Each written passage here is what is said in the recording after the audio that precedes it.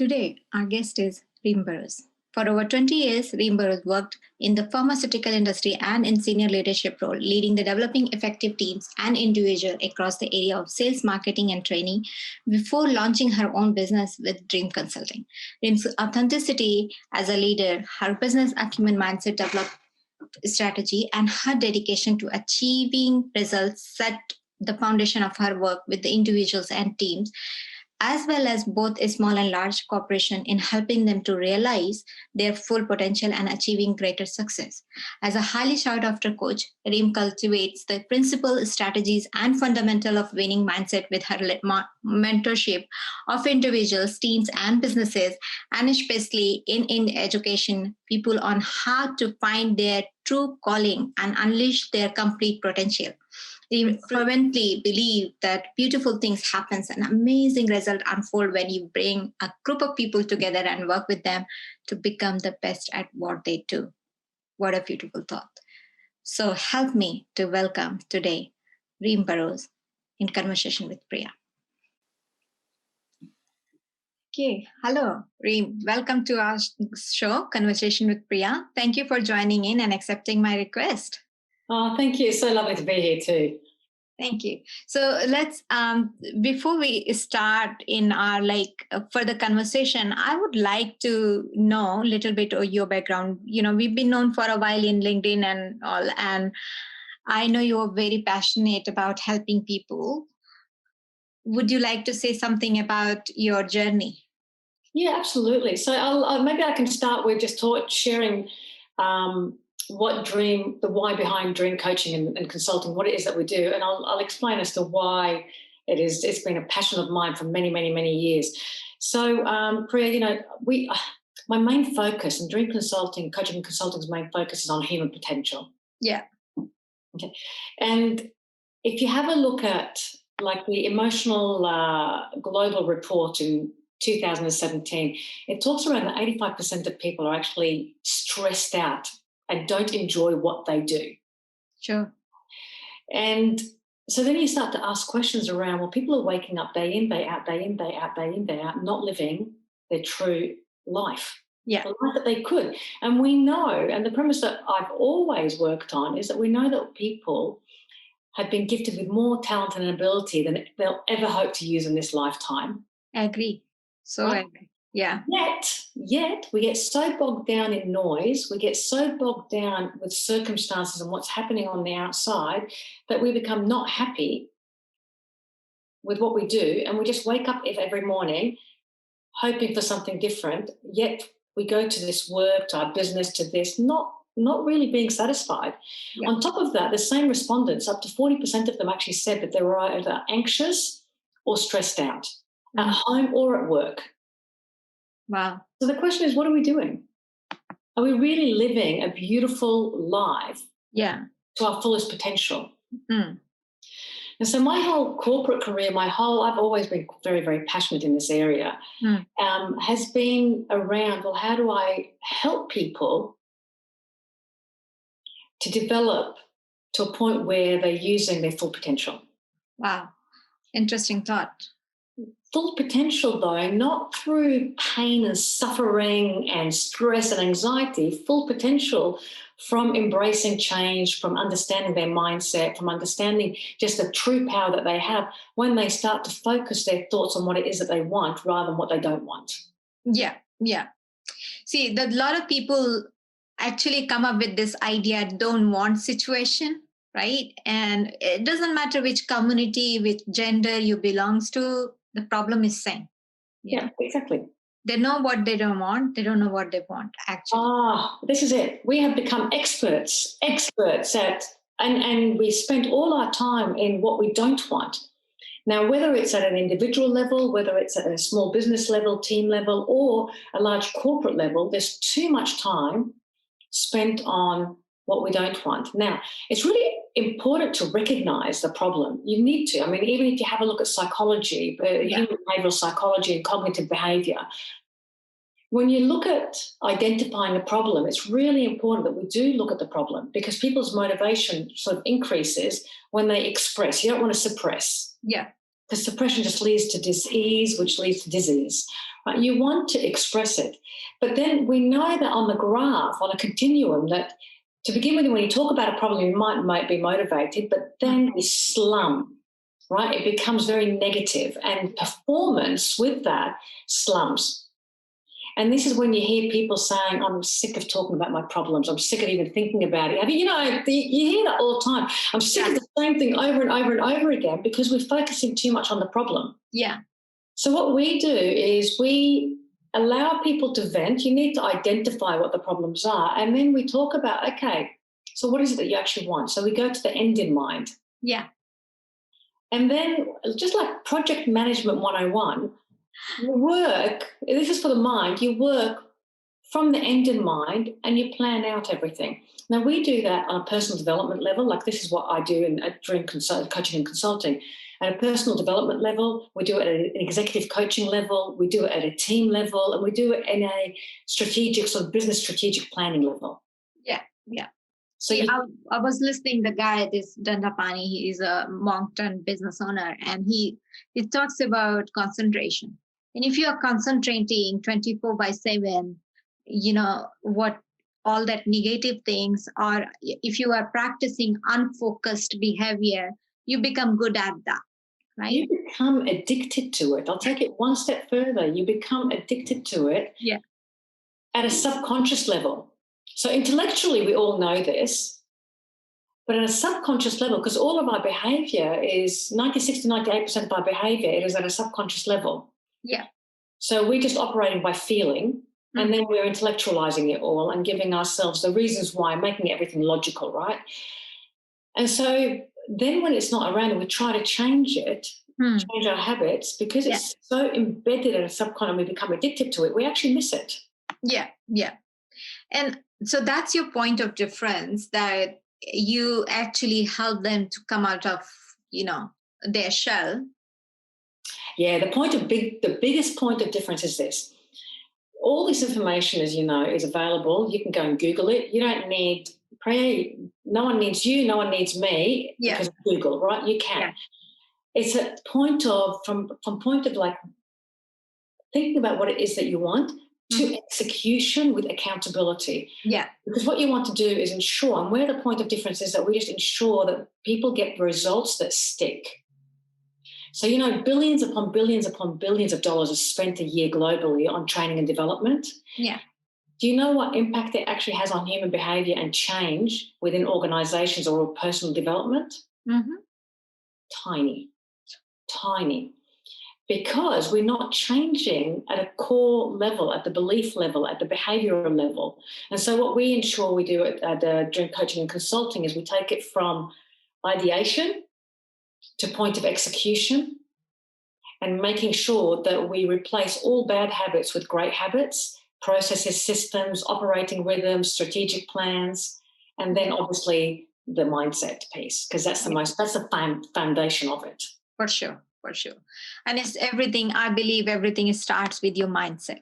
So that's also, brings to my next question. How important is ethics today's workplace? Do you think companies need to focus more on an ethical growth rather than just profit-based? Oh, I love that question. The leadership framework that I work on with Reem is all around the health, heart, and head. Okay, so it's a holistic leadership framework, and nothing can be at the expense of another. Now, so we have this belief that in order to make lots of money and lots of profit, you have to be cutthroat. You have to play this game and all of that. You don't. I don't believe you do. I believe you can get an enormous amount of profit. I believe you can do exceptionally well by using also the heart, part of the leadership model. So it's three elements: health, the basics needs, the heart, and the mind. And unless you have a holistic leadership framework, it's just not long-term sustainable. Yeah. And especially in this day and age where everything is so open. You can, again, Google is amazing. You can Google anything, find out anything. You cannot hide anything.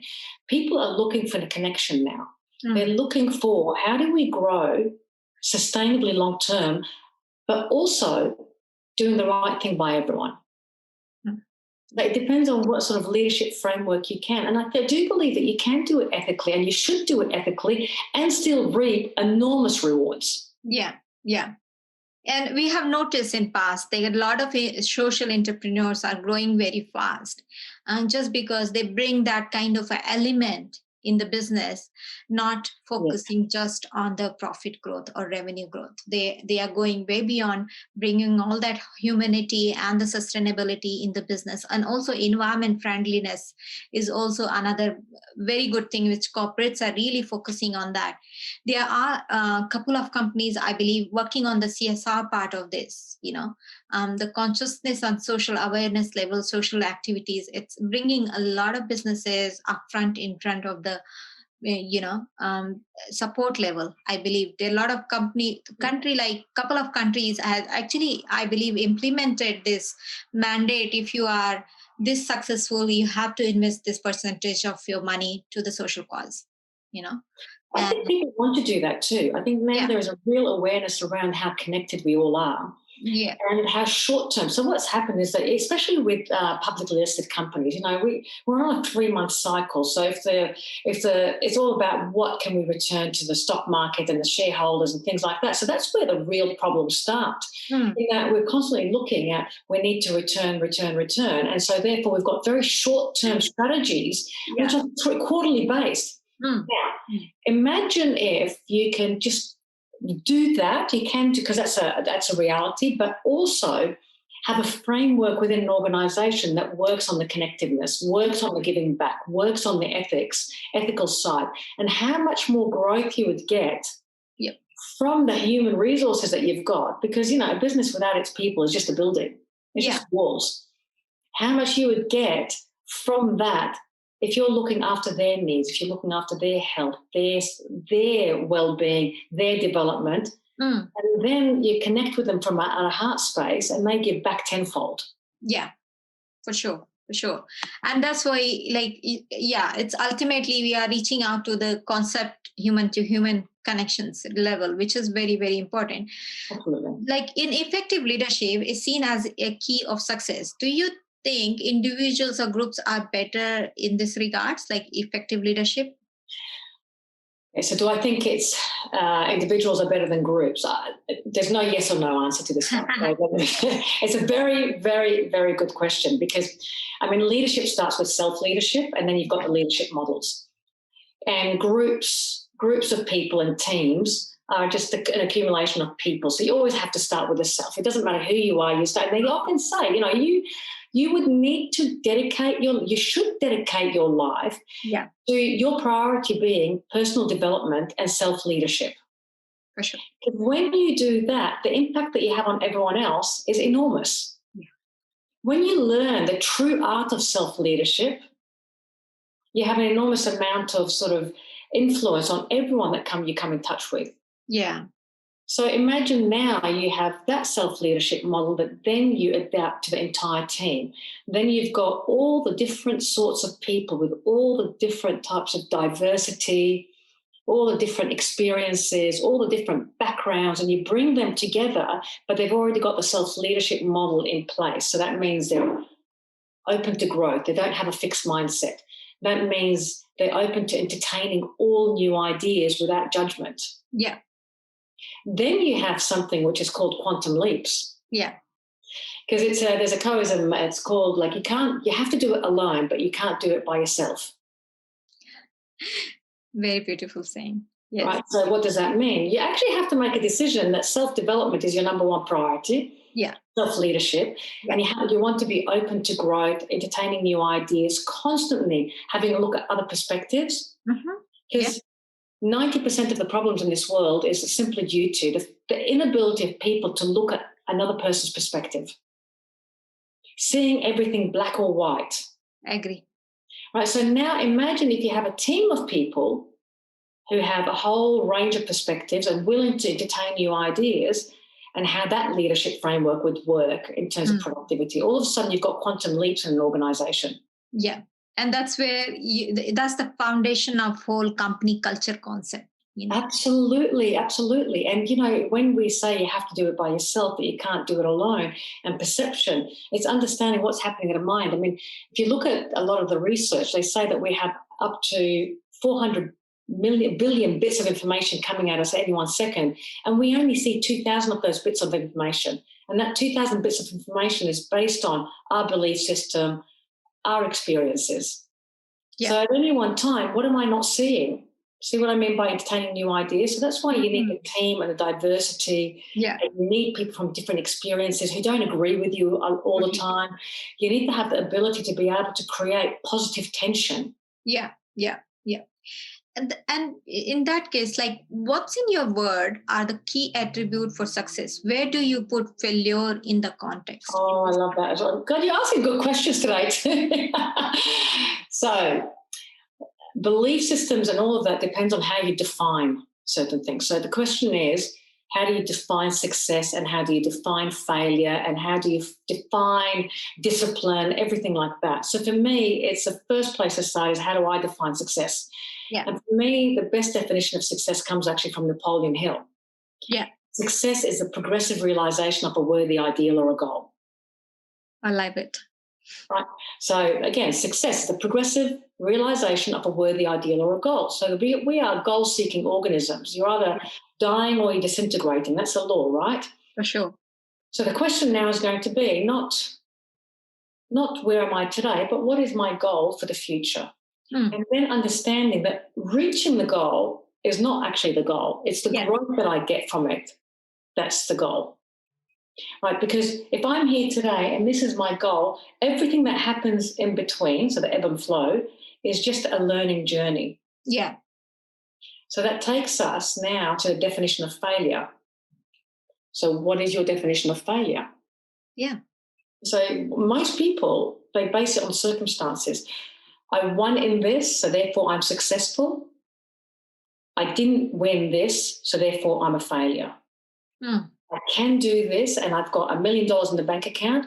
Or Pia today didn't take my offer, and so therefore I have failed.